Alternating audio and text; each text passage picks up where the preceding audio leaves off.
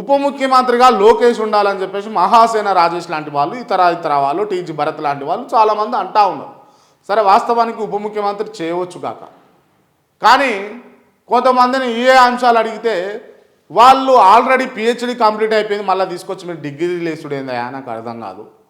ఆయన ఆల్రెడీ ముఖ్యమంత్రిగా ఉన్నాడు, ఇప్పుడు పేరుకు మాత్రమే ముఖ్యమంత్రిగా చంద్రబాబు నాయుడు అన్ని వ్యవహారాలన్నీ కూడా చక్కబెడుతుందంతా కూడా లోకేష్ బాబే.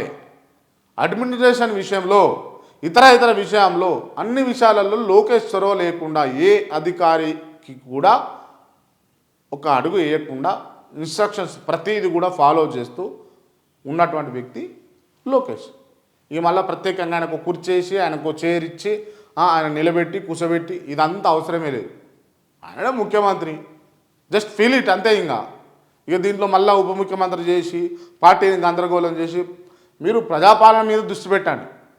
ఎస్, ముఖ్యమంత్రిగా ఉంటుంది, ఉప ముఖ్యమంత్రిగా ఉంటుంది, ఏమున్నదండి. లోకేష్ బాబు మంత్రిగా ఉన్నారు, తను ఎంత చెప్తే అంత కదా.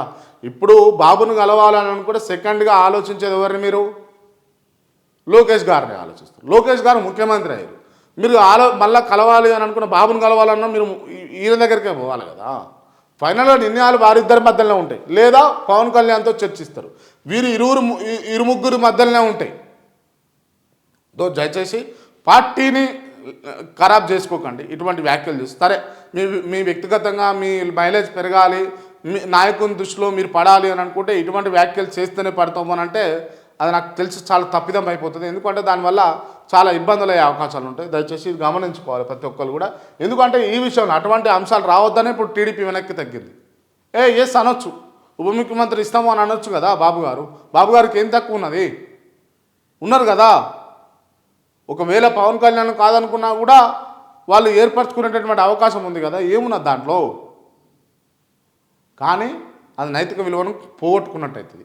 ఏ కమిట్మెంట్ తోటి ఉన్నామో ఆ కమిట్మెంట్ తోటే ఉండాలి చిరస్థాయిగా. సో అది వాళ్ళ ఉద్దేశం. సో ఒకవేళ భవిష్యత్తులో ఏం జరుగుతుందో చూద్దాం.